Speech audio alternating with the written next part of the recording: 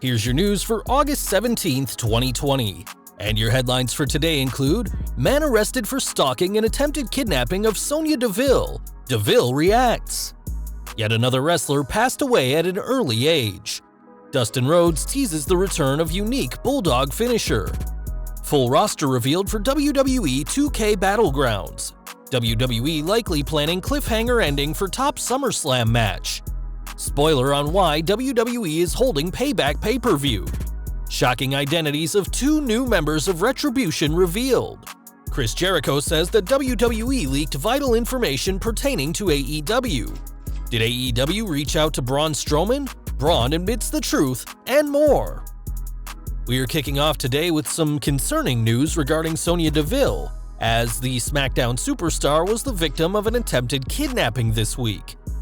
The Tampa Bay Times reports that 24-year-old Philip A. Thomas was arrested at Deville's home after he stalked the former MMA fighter and plotted out her kidnapping for 8 months. Thomas also stalked Deville on social media for years, and F4W Online is reporting that they received a call from Deville's neighbor who confirmed that it was the SmackDown star. Last Saturday, Thomas parked his car around midnight and walked to Deville's home, where he allegedly cut a hole in the patio screen and waited there for hours, as it's believed Deville and a friend were watching UFC at the time. Around 2:45 a.m., after the SmackDown star had gone to bed, Thomas entered the home, which, fortunately, tripped the home security system, and he was spotted, causing him to flee and Deville to call 911. He was later found carrying a knife, plastic zip ties, duct tape, mace, and other items that could be used to have held Deville hostage during a kidnapping. Responding, Sheriff Chad Chronister said it was frightening to think how this situation would have gone had the home alarm not gone off. On social media, the SmackDown superstar thanked fans for their concern and gave a special thanks to Hillsborough County Sheriff's Office for their response, whilst Titus O'Neil has said that he's contacted Sonya to make sure she's okay. Thomas's own Twitter account shows a deep obsession with Deville as he retweeted any mention of her, and whilst by all appearances he seemed like a superfan of the SmackDown star and nothing more, he was planning something much more sinister. Now, the 24-year-old has been charged with aggravated stalking, armed burglary of a dwelling, attempted armed kidnapping, and criminal mischief, and with him being held without bail, this obsessive fan won't be having any interactions with Deville for a very long time. We've got some sad news to report next as John Jirius, better known as Ring of Honor's Xavier, has died aged 43. A former ROH champion, Xavier was born in New York City and broke into indie wrestling with Northeast Wrestling after training under ECW alum Tony DeVito. Arriving in ROH, he became the second ROH champion when he defeated Low Ki at Unscripted on September 21, 2002, and after 6 months would lose the gold to Samoa Joe at ROH Night of Champions in March 2003. His last match came for ICW in 2016, where he returned after a 4-year absence from the ring to defeat Indigo Child during their one-night-only event. Our thoughts go out to Xavier's family, friends, and fans at this awful time, as it's clear that the former ROH champion was taken far too soon from this world. Over to AEW next, as Dustin Rhodes recently teased bringing back one of his old moves. On social media, the former Goldust replied to a gif of the Bulldog he used in WCW, as Rhodes said he was bringing it back. The replies were mixed, as some fans questioned whether he was joking, whereas others pushed him to use the move again. It's certainly a different take on the classic Bulldog, and though it feels like Dustin will be transitioning into a coaching role in the years to come, don't be too surprised if he busts out this out-of-nowhere move in the near future on Dynamite.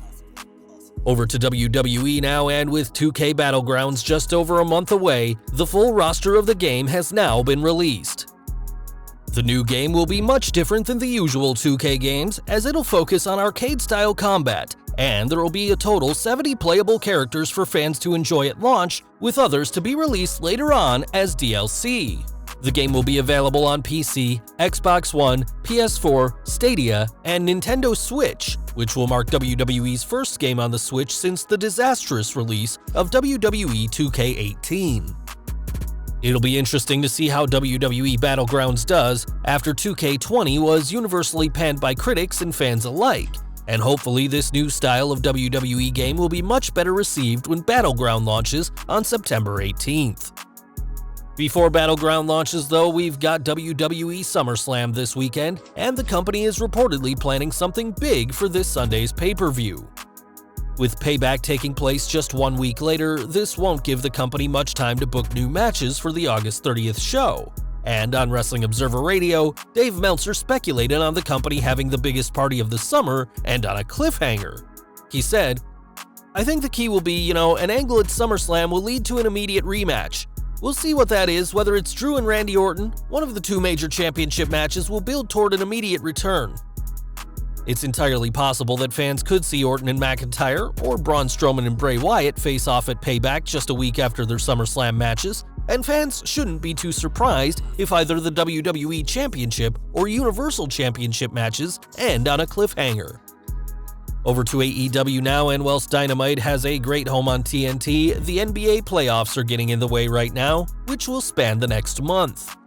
Dynamite won't air again until August 22nd, which will be a special 1-hour show that'll also air the same night as NXT TakeOver 30, though 1 hour prior to the NXT event. For fans who want to still tune in to AEW this Wednesday though, the company confirmed that they'll be screening the first half of AEW All Out 2019 this Wednesday on their YouTube channel, with the second half airing the next week on August 26th. This means that the Dynamite scheduled for August 26th will now air on Thursday the 27th, while the September 16th Dynamite will be 1 hour long and take place after the NBA playoffs, which will also air on Thursday, September 17th. There's clearly a lot of changes happening in AEW because of the NBA, and though they might have to switch up where fans can see their shows for the next few weeks, it's good for them and the fans that they're able to find somewhere to go rather than simply going without any AEW programming for an entire month. Back to WWE next, and we're looking ahead to Payback as the August 30th pay-per-view is taking place just 1 week after SummerSlam. Ever since Payback was announced, fans have speculated that this show has been placed to compete with AEW All Out, with the supposed attitude of WWE being to saturate the wrestling pay-per-view market ahead of All Out on September 5th. Now it's being reported that this isn't the case, as according to Steve Carrier of Ringside News, AEW has not been a factor at all in Payback taking place just days before All Out. He added that the show was scheduled for August 30th to quickly carry on the angles that'll develop at SummerSlam. With that in mind, it's possible that All Out could be affected by having Payback and SummerSlam take place shortly before AEW's flagship show. But for fans of both WWE and All Elite Wrestling, there's 3 weeks of pay-per-views to look forward to. One group that may make their presence known at Payback or SummerSlam is Retribution, and this week, one of their members was revealed. During Sunday's Wrestling Observer Live, Brian Alvarez pointed out that one of the female Retribution members had purple at the end of her hair, and also noted that one woman in the crowd who Retribution beat up the week prior had purple in her hair as well, saying it was the same woman. It's been previously reported that the members of Retribution we are currently seeing are not the actual final members of the group, though it's clear that one member of the group this week was a victim of the group the week prior. It appears that the purple-haired Retribution member is Jessie Kamea, whilst the woman with red hair could be Santana Garrett, but until the group's members are revealed, nothing is for certain. Back to AEW now, as former SmackDown Executive Director Eric Bischoff recently appeared on Dynamite, though his debut on the August 5th episode was spoiled before the show had aired. Unsurprisingly, this leak didn't go down well with AEW's roster, and during Chris Jericho's latest Saturday Night Special, the former world champion made a pretty big accusation about how this news got leaked. He said, "When we had the debate and Eric Bischoff was announced on Reddit, and we know who the spy is, by the way, oh, we know, he'll never back in AEW. NXT Reject was a spy, so print that." This is quite the claim from Jericho, who didn't reveal who this so-called NXT Reject was, but whoever it is, don't expect them to be appearing on TNT ever again. Over to SmackDown next, as Universal Champion Braun Strowman is staying with the Blue brand despite what others have said. After reports came out that the Monster Among Men had contacted AEW, Strowman told Heel by Nature that the story is fake news and he doesn't like being clickbait for lies.